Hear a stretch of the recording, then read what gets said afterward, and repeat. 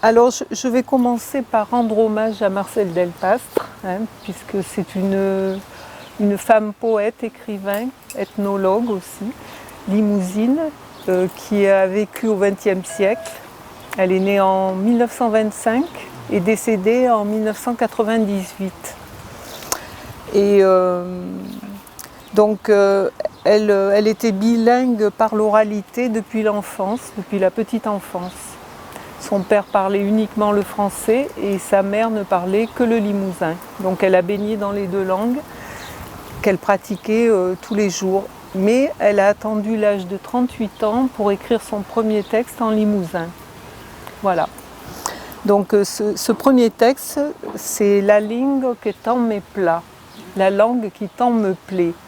Et cette langue qui n'est pas nommée, on devine qu'il s'agit bien sûr du limousin. Donc je vais vous lire ce premier poème qu'il a fait connaître un petit peu, qu'il a révélé au monde occitan. La langue que tant me plaît. La langue que tant me plaît a l'odeur do pot de blas, qu'en couille et cum en l'oufour blanda. La langue que tant me plaît a le parfum do sang de blas. La fleur n'enche meilleur que la fleur d'Irens. La langue que tant me plaît fait le bruit au grün des blas, un brésage ou la molle. Quand on la parle, creria minza do pot de blas, meilleur dans la crouche d'attendre. Creria veire do modelo de blas et la meichou chouerte do chemena, comme si zermenave de la terre. Si ma poème à la chante à taule, voudrio une hostie au dépôt de blas, per communia tout per luco, un lubundiu et un la terre. Enchemble, bellament chembla, comme la laine à la chabe d'obla, dans la langue qui tant me plaît. La langue qui tant me plaît. La langue qui tant me plaît a l'odeur du pain de seigle, quand il cuit et mijote dans le four chauffé à blanc. La langue qui tant me plaît a le parfum des champs de seigle, la fleur en sent meilleure que la fleur de l'orange. La langue qui tant me plaît fait le bruit des grains de seigle écrasés sous la meule. Quand on la parle, on croirait manger du pain de seigle moelleux dans sa croûte tendre. On croirait voir des tas de seigle et les moissons sortent de la semence comme si elles germaient de la terre. Quand je m'approche à la sainte table, je voudrais une hostie de pain de seigle pour en même temps communier avec Dieu et avec la terre, ensemble, vraiment assemblés, comme la laine à la sève des seigles, dans la langue qui tant me plaît. Voilà, donc c'est ça son premier poème. Et on devine déjà son style, c'est une sorte de prose, elle utilise le verset. Ce sont des vers, c'est non métrés, c'est pas classique. Voilà, et ça donne un rythme au poème. Ça a été rédigé, elle avait quel âge? Elle avait 38 ans. C'est son premier poème. Et c'est une langue qui chuinte, l'occitan, parce que les sons là sont. Oui. La musique est très chuintante. Oui, c'est ça. Oui, tout à fait. Le che, notamment. Oui. Ouais. Et donc, que dire de plus? Oui, il y a la forme, donc. Elle parle de la récolte de l'entreprise. Voilà, de la récolte du seigle, oui. Parce oui, mais elle appelle ça pour elle c'est le seigle, le blas. Ouais. Le blé, il appelle le seigle. Oui, le seigle, il appelle le blas. Mais voilà. Donc on voit déjà apparaître les thèmes, elle est proche de la nature bien sûr, et elle est aussi paysanne, donc elle connaît le cycle des saisons, elle connaît la terre, elle connaît tout ça. Et on voit aussi qu'elle est croyante, elle croit en Dieu. Et ce qui explique aussi la forme de son poème, qui est imité des psaumes de David dans la Bible. Voilà. C'est une grande lectrice de la Bible et c'est une érudite et elle connaît très bien la Bible. Donc tout ça l'a inspirée pour écrire sous cette forme-là. Donc ça, c'est son premier texte. Et après, elle a eu la chance d'être publiée dans la revue Limousin à Brive, menée par Robert Joudou. Et ça lui a permis d'avoir une vitrine un petit peu pour présenter ses textes. Et Joudou va être très fidèle, il va publier tous les premiers textes jusqu'aux années, facilement jusqu'aux années 70 et même au-delà. Donc ensuite il y a un texte qui s'appelle Le Rossignol et l'Églantine. Le Rossignol et l'Églantine. Donc je vais juste vous en lire un petit extrait parce que c'est long, on ne peut pas tout, mais pour vous donner une idée. Quand la fleur de l'églantine peint dans la verdure rossignol, tu sens comme la fleur fleurit, la parole des zoïs, chez l'autre comme un souvenir. Quand très goutte d'aigue pluie au rougeade sur le pommier, fendait toute la combat d'un versier qui est meilleur qu'un paradis, rossignol, a une fond dans la gorge. Si ta plante a un pas ou coi le vin qui détourne le marmut au rio, rossignol, tu te sens à la chajou de l'amour. Et quand le fait cesse, que l'herbe madure chez grane, que des ailes ou blas brandent chargées spizza comme si portave un afflot d'abeilles, quand le chastan sous blanc des fleurs et que chante la chair vierge, tu sens à la derrière chireige et le premier pelou, toute l'année, à pleine gorge. Tu as une fond au fond du corps, rossignol, n'en zweg miel que d'une zédaïgue, à la chajoune des tarjamour. Donc, quand l'églantine pend dans la verdure, rossignol, tu chantes comme la fleur fleurie, une parole de joie suit l'autre comme un souvenir. Lorsque 3 gouttes d'eau, pluie ou rosée sur les pommiers, font de toute la combe un jardin qui sent meilleur qu'un paradis, rossignol, tu as une fontaine dans la gorge. Si tu t'arrêtes un peu, c'est le vent qui détourne le bruit du ruisseau. Rossignol, tu chantes les saisons de l'amour. Et lorsque le foin sèche, que l'herbe s'égrène, que l'herbe mûre s'égrène, que déjà le seigle secoue ses épis comme s'il portait un flot d'abeilles, lorsque les châtaigniers sont blancs de fleurs et sentent la cire vierge, tu chantes la dernière cerise et le premier pelou, toute la nuit, à pleine gorge. Tu as une fontaine au fond du cœur, rossignol, tu en joues mieux que d'un jet d'eau à la saison de tes amours. Voilà.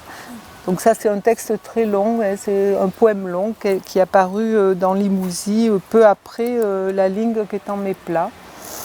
Et donc ensuite... C'est elle-même qui traduisait les poèmes ? Oui, elle faisait toutes ses traductions et depuis le premier poème, elle a toujours traduit en français.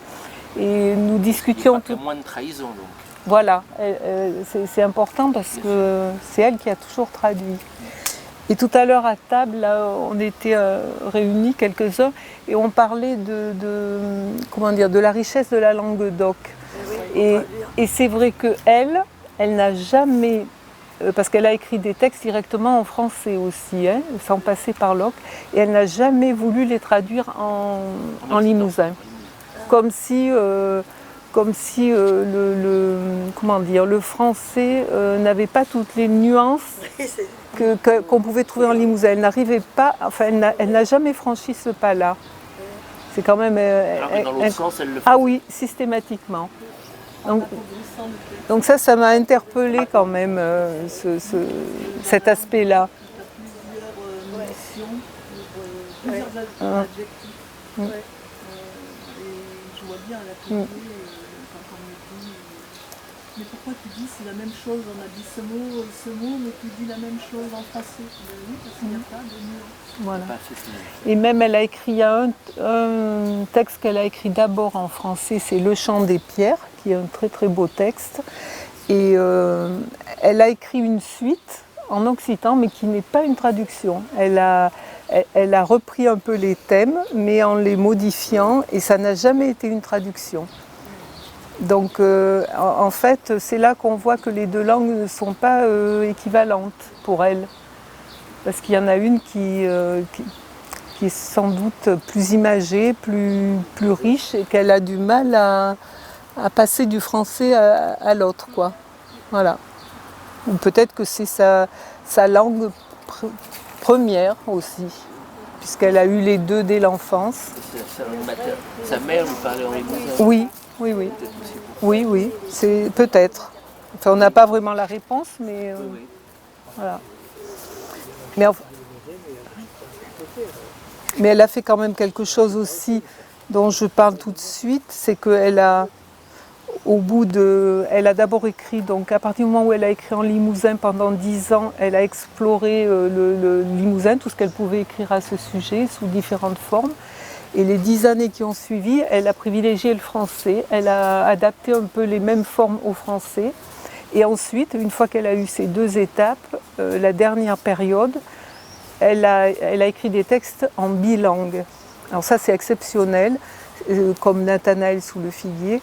Elle commence dans une langue, elle continue dans l'autre, elle alterne dans le même poème les deux langues, ce qui est assez rare quand même, hein. Il y a peu d'auteurs qui l'ont fait avant elle.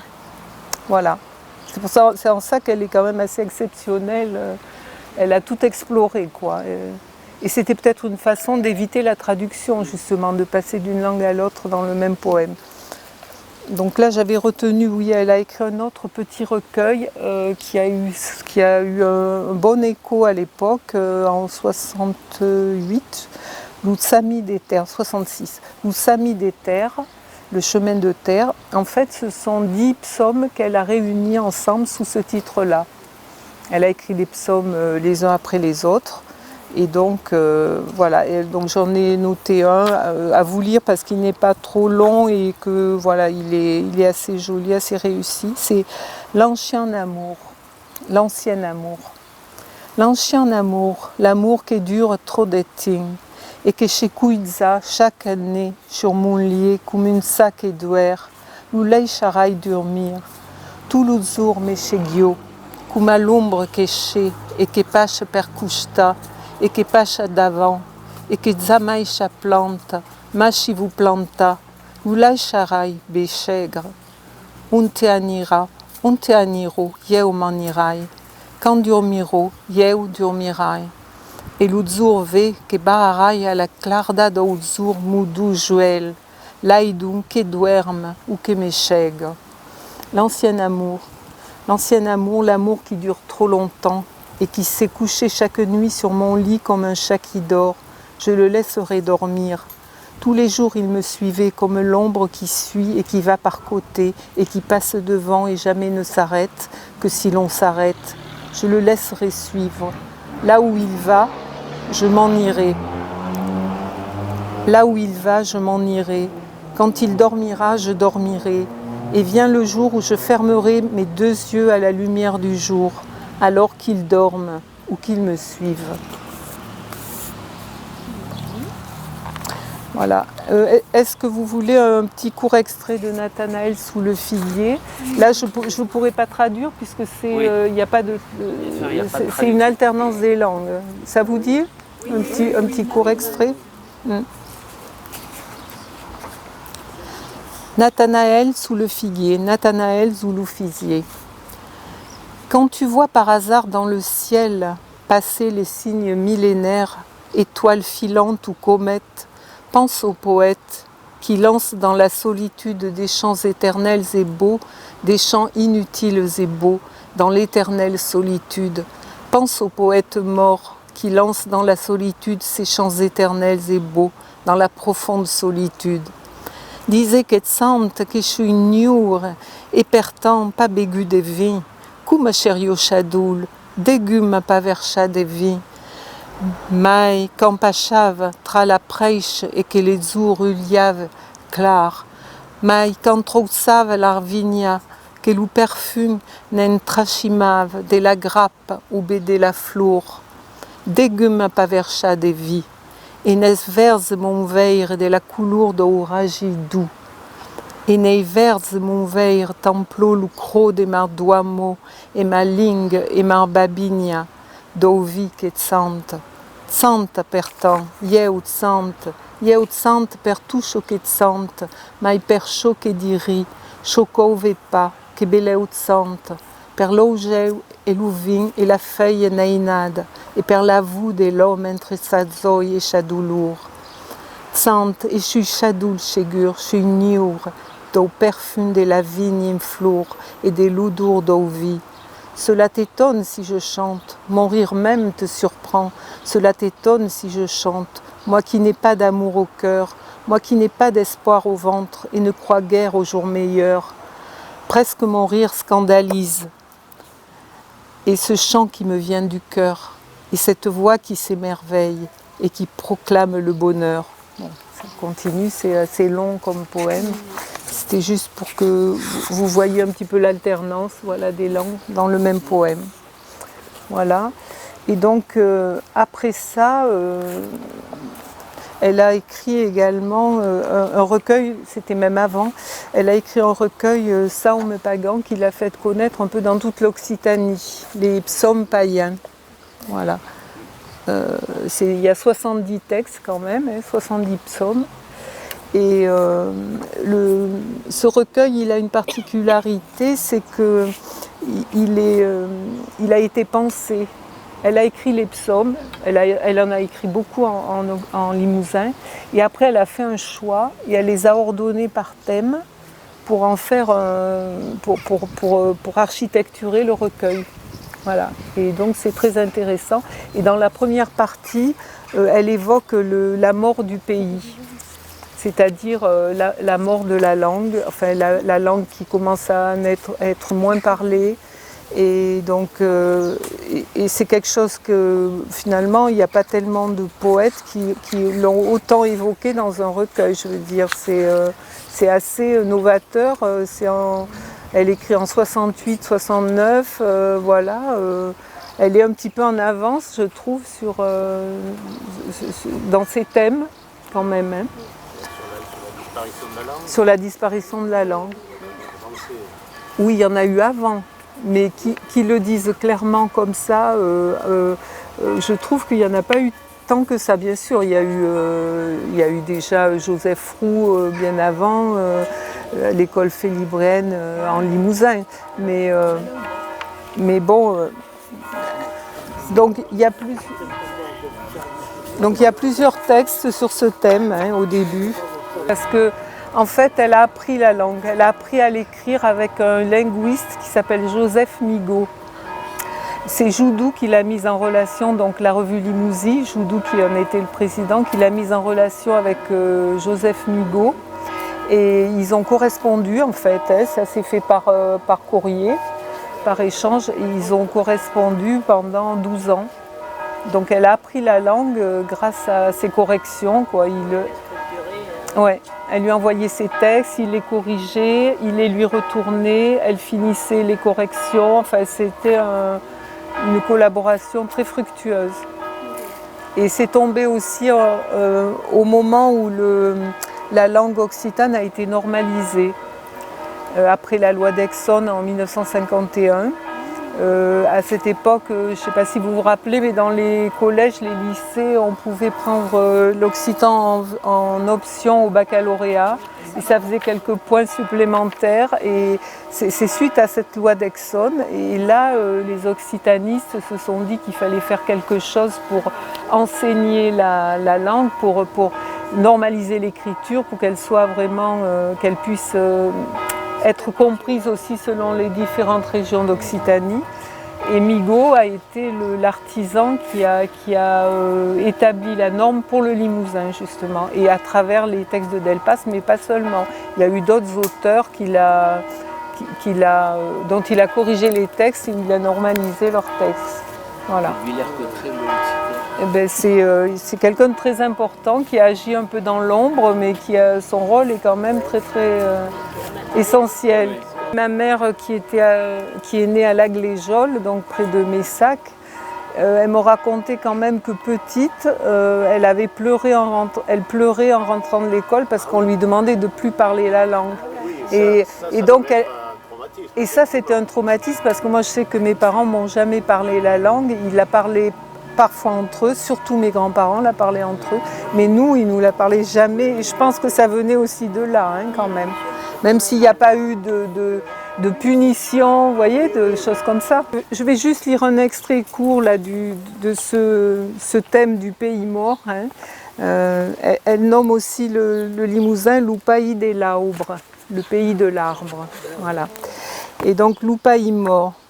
Je suis naïchu d'un pays étrangla d'un charfon où tes légumes prennent l'aig, zamaï curade, d'un laig que je perds un larziu et l'ouzun.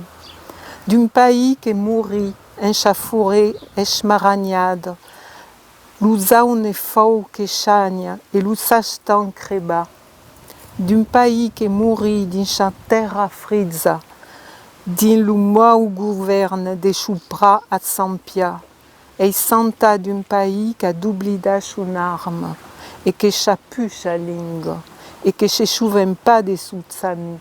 Donc je suis née d'un pays étranglé dans ses fontaines, où personne ne prend l'eau, jamais curé, dans l'eau qui se perd entre l'argile et les joncs, d'un pays qui meurt dans sa forêt estropiée, le jeune être qui saigne et le châtaignier mort. D'un pays qui meurt dans ses terres froides et dans le désordre de ses prés en friche. Voilà. Bon. Donc je vais lire quelques textes que j'ai écrits il y a déjà un petit moment, 20 ans, en 2005. C'était un petit peu de ma part un hommage à mes grands-parents qui parlaient la langue quand j'étais enfant, qui habitaient dans un petit hameau de l'Agléjol, près de Messac, à Louba, là-bas. Voilà. Dans quel département? L'Agléjol, mais c'est la Corrèze. Il y en a deux, la Gleijol. Ah, d'accord. Lequel? Alors, c'est celui qui est à côté de Messac, Collonges-la-Rouge, pas loin. Claude Duneton.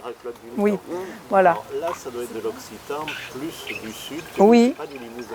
Si, c'est encore du Limousin, mais c'est ouais, proche du Languedocien. Ça ressemble à celui qui est parlé ouais. à Sarlat. Oui, oui. Oui, on dit bas Limousin. Bon, enfin, après les spécialistes, ouais, ouais, c'est limite, on va dire. Mais j'ai entendu aussi l'occitan que parlait mon père et la famille de mon père qui sont vers Béna, voilà, un petit peu plus, voilà. Donc, et il y a une rivière pas loin, c'est la Roanne. Je ne sais pas si vous la connaissez, cette rivière qui est très belle. Il y a une vallée, il y a de belles collines autour. Voilà. Donc c'est un des premiers poèmes qui m'est venu. À la Roanne. L'artrecha des zun que fagian, nostre tout nu din lu riu. Lu caiau que chulevavan, lu bruviu de l'aig en cascade. L'artrutz din l'armau fialant. Lu chulir clar din lu fouillaz. L'art du maïgel que d'enchave, la fraissure des oulous umbras.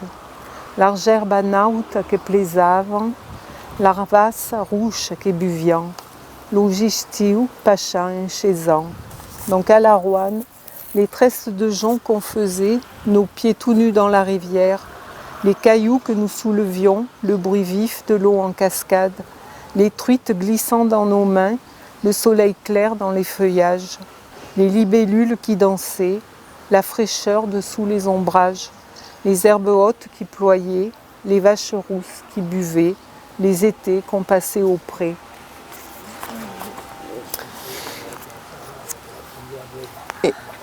Et donc j'en ai écrit un autre qui s'appelle Paysanne, et c'est un hommage aux femmes paysannes qui avaient la vie quand même assez dure à l'époque. Et ma mère en faisait partie, ma grand-mère, mes tantes, donc j'ai voulu leur rendre hommage. Voilà. Paysanne, je suis fille de la terre, nourricière et fertile, qu'habitant des fines, courba, plezalessine. Je suis fille des lourds plours et de la chiour verchade, quand l'ouchou les couras et des registas. Je suis fille des lourds raibes, que gardave secret, al fond des lourds cœurs purs, un trésor escusa. Fille d'aquella fine, paysanne dure, tendre, que m'enduna la vite, et belco espera. Donc paysanne, vous avez peut-être compris, je suis fille de la terre, nourricière et fertile, qui a vu tant de femmes plier, courber l'échine. Donc je suis fille de la terre, nourricière et fertile, qui a vu tant de femmes plier, courber l'échine. Je suis fille de leurs larmes et de la sueur versée, quand l'unique courage était de résister. Je suis fille de leurs rêves qu'elles gardaient en secret, au fond de leur cœur pur comme un trésor caché. Je suis fille de ces femmes, paysannes dures et tendres, qui m'ont donné la vie et tentent à en attendre. Bon, ça c'est un poème qui peut parler à tout le monde parce que autrefois dans les fermes il y avait le four à pain, les maisons avaient leur four à pain, il y avait le coup d'air et tout ça, voilà, ça parle de ça. Oui. Chacun l'appelait, oui, ça dépendait des gens, à côté de la maison, un terrain à côté. Lupo, eu me chuvegni, eu me rappelli, del furapo di lucuder, la pasta petrida din lama, che uflave di lucestu, l'uta de boi, l'arpeira rousse, la fourne redonda al mangle lung, la saudu dur del po che cue, et la couleur des croûtes à miouille. Puis, infurnada fe cruber, la tarte redonda al goût de miel, l'armissa garnida de puma, et la merengue al caramel. D'aquil delici me chuvegni, de tout à coup eu me rappelli. Donc le pain, je me souviens, je me rappelle du four à pain dans le coup d'air, la pâte pétrie dans la mée qui levait dans les paniers, le tas de bois, les pierres rouges, la pelle ronde aux manches longs, la chaude odeur du pain qui cuit et les couleurs de croûte amie. Puis enfournées à feu couvert, les tartes rondes au goût de miel, les miches garnies de pommes et les meringues au caramel. De ces délices, je me souviens, de tout cela, je me rappelle.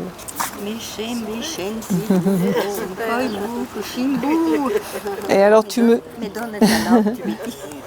demandais, escuta mater, tranquille. Bon, alors, écoute mater. C'est Nadine qui l'a écrit ce poème, et on l'avait repris en chant occitan. Donc c'est un petit texte court. Écoute mater, luscia biglieo perché mon cœur shout viu, per un bouchi d'âme, per respirar d'avance, l'uchulir des miezzur, un rodula l'uzur, estremal ou rechou que ufle la neichenche, de tu aieu, del prium de ton ventre.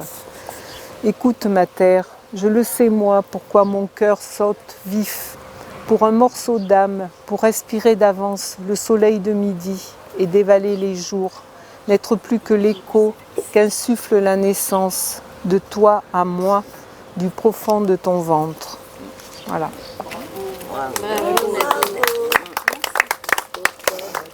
Après, il y a d'autres textes, mais je ne vais pas tout lire, ça va faire peut-être beaucoup. Je peux en lire quelques-uns d'autres poétesses contemporaines, peut-être, faire une ouverture vers d'autres écritures. Ah oui, Monique Sarrazy. Alors là, c'est difficile de lire peut-être un texte parce que ça prend du temps. C'est des récits, donc je ne peux pas morceler et écrire que. Mais j'ai apporté. Elle a écrit La Lijou d'Opéra, La Scemana de la Lijou et D'Entretin Cauquejun. Ce sont des portraits de personnages ruraux, enfin voilà, assez pittoresques. Et cette dame-là, elle a bien saisi les changements qui ont eu lieu dans les années 60 dans ces histoires, c'est-à-dire la mécanisation, le modernisme, tout ce qu'il a fallu pour ces générations-là adopter comme changement qui n'était pas évident pour eux finalement. Bien sûr, ça leur a apporté du confort, mais en même temps des changements importants. Des bouleversements, voilà. Donc elle raconte tout ça et avec beaucoup d'humour, donc c'est des livres qui sont vraiment intéressants. Mais c'est pas traduit en français par contre, ils sont directement en haut-limousin, écrits en haut-limousin. Monique Sarrazy. Oui, ça veut dire entre plusieurs, quelques-uns.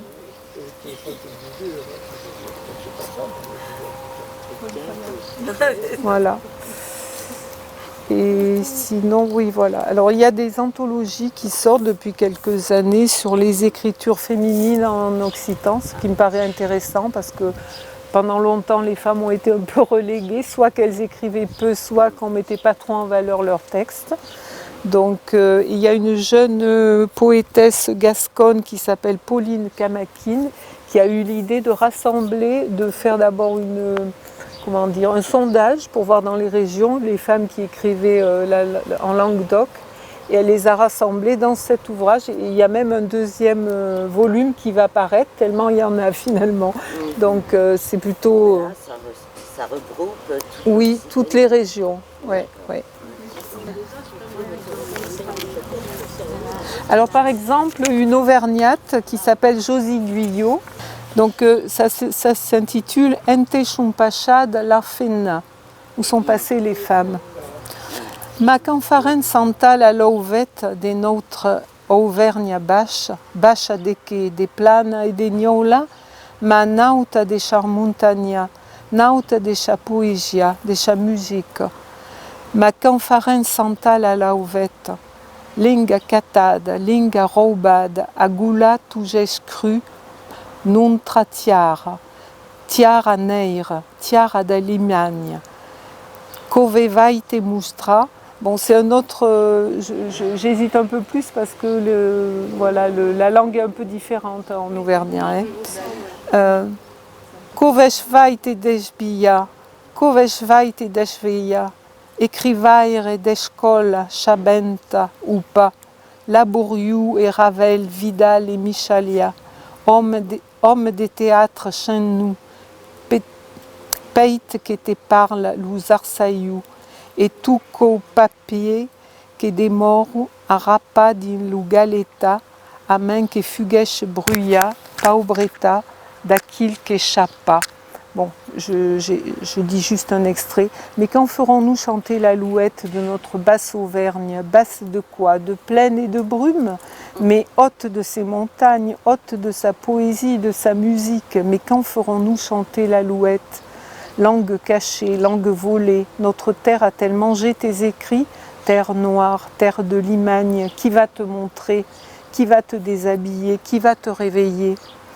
Écrivain d'école savante ou non, laborieux et Ravel, Vidal et Michalia, homme de théâtre sans nom, attends qu'il te parle, Jarsaillon. Et tous ces papiers qui restent à trouver dans les greniers, à moins qu'ils ne fussent brûlés, pauvreté de celui qui ne sait. On entend la différence. Oui, oui. Là, il y a un combat féministe qu'on sent derrière ces mots, voilà, pour une égalité aussi entre les hommes et les femmes au niveau de l'écriture.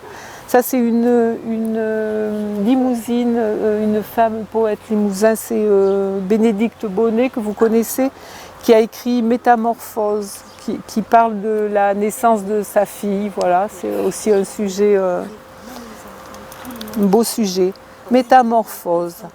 Là, Veniodri des Matsar, Encreda, Endrebirlougel, et Coché la Rekunegei. L'air à pite,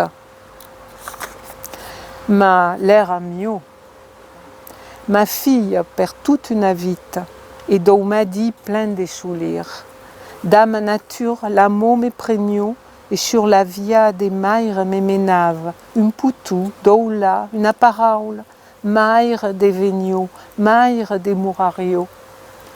Avio 20 ans, et pregno un mot, l'urol espera, que dauphin surtio, un naomé à madurajon riba. Métamorphose.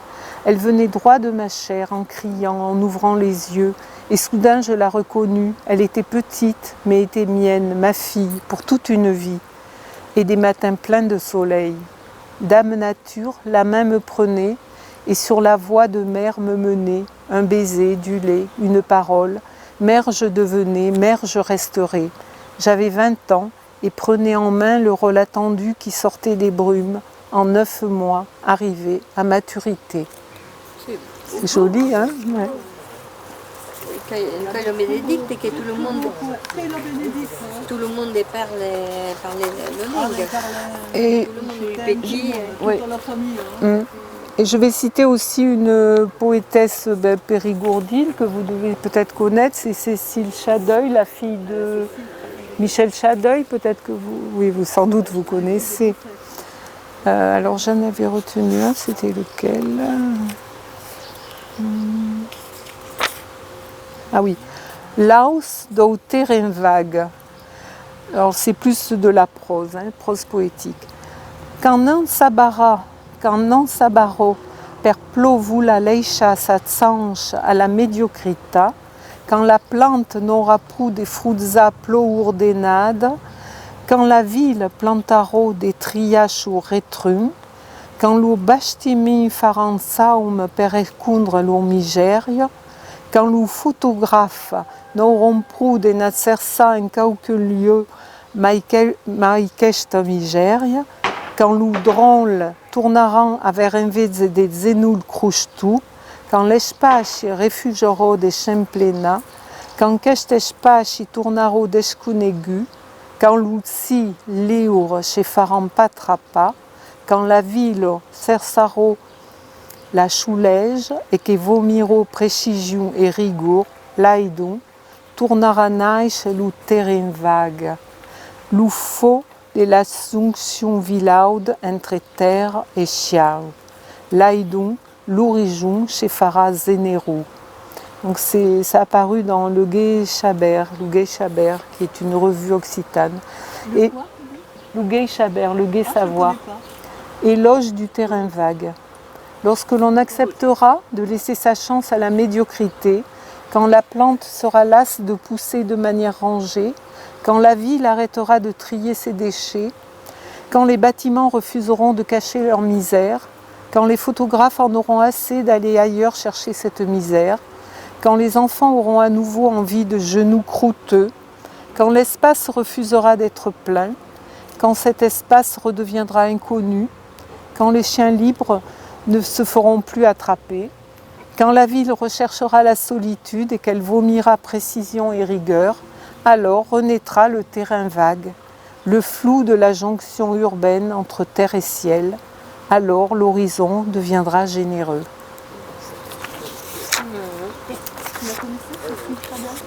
Alors une autre dame du Limousin, mais je ne la connais pas personnellement, je ne sais pas d'où elle est exactement, c'est Françoise Dudognon, peut-être vous la connaissez.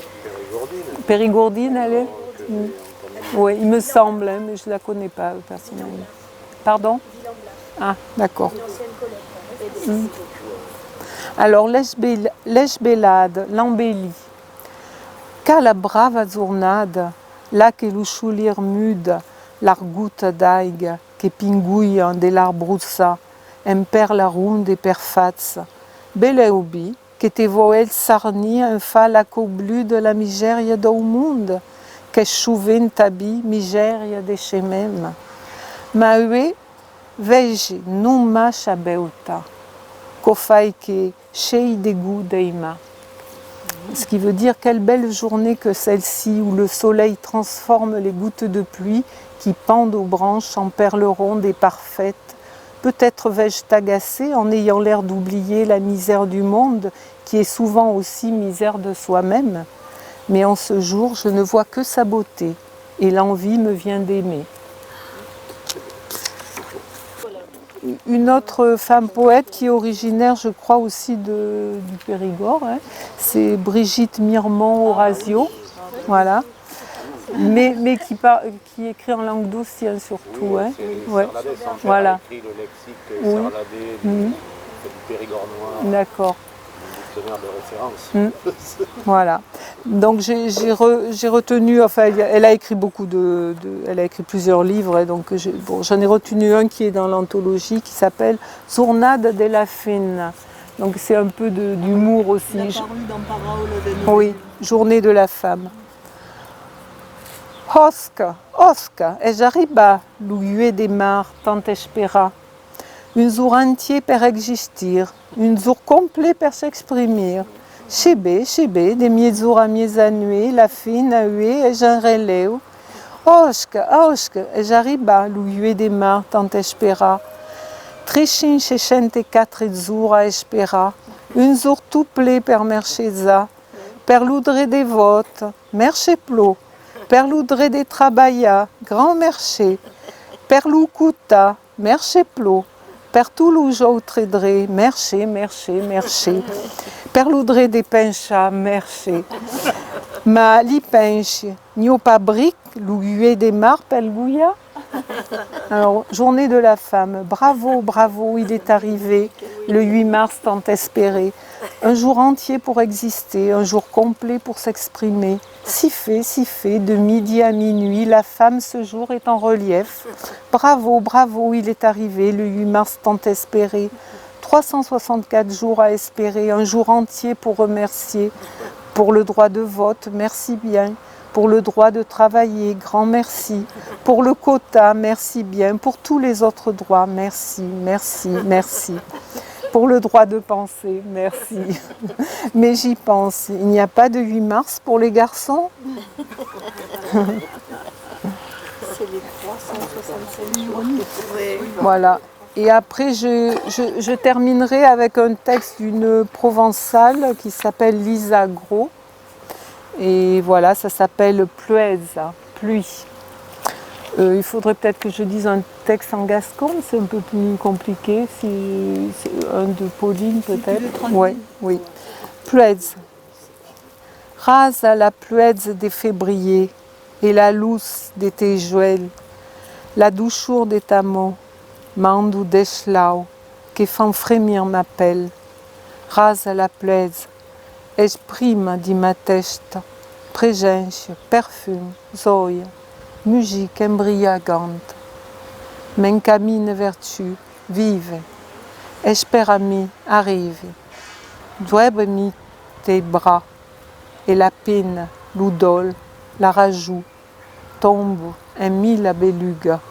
La luz es meune, ta luz me nega, luz verde et or. Pluie. Ruisselle la pluie de février et la lumière de tes yeux, la douceur de ta main envoie des éclairs qui font frémir ma peau. Ruisselle la pluie, c'est le printemps dans ma tête, présence, parfum, joie, musique enivrante. Je chemine vers toi, je vis. Attends-moi, j'arrive. Ouvre-moi tes bras et la peine, le deuil, la raison tombent en mille étincelles. La lumière est mienne. Ta lumière me noie, lumière vert et or. Voilà. C'est Geneviève Gallego qui a écrit ces textes-là. Donc, alors, je vais essayer de le dire en Fuste de hin. Ça veut dire fuste de fin. C'est le bois de femme. Fuste, la fuste en occitan, c'est le bois. Mais en gascon, on dit huste. Huste. Et la femme, voilà, c'est ça. Huste de hin. Des hen. Huste de hen. Vous voulez le lire peut-être? Ah non. Non? Moi, je pense pas. Ah bon? J'en ai entendu. C'est pas évident, mais enfin j'ai essayé. Allez, on y va. Il est court en plus. Huste de hen. Que chescun au corau del hau, le chant viu et bas. On me prégun de l'argarain, que perche une bru, un can, un mou, et peu à peu, la choix amène, que s'anime, à ce corps de juste viu. Alors, bois de femme. Elle se cache au cœur du être. Le être, c'est le fao, et donc ils disent le hao. Elle se cache au cœur du être où le sang vif bat. Au plus profond de ses racines, elle perçoit un bruit, un chant, un mot, et peu à peu, son âme s'anime au cœur du bois vivant. Voilà. Le latin. Il y a beaucoup de textes là dans ce livre, il est intéressant. Mais toi aussi. Un petit peu encore. Ouais. Et merci Nadine. J'ai lu pas mal de textes d'autres auteurs aussi. Merci à vous.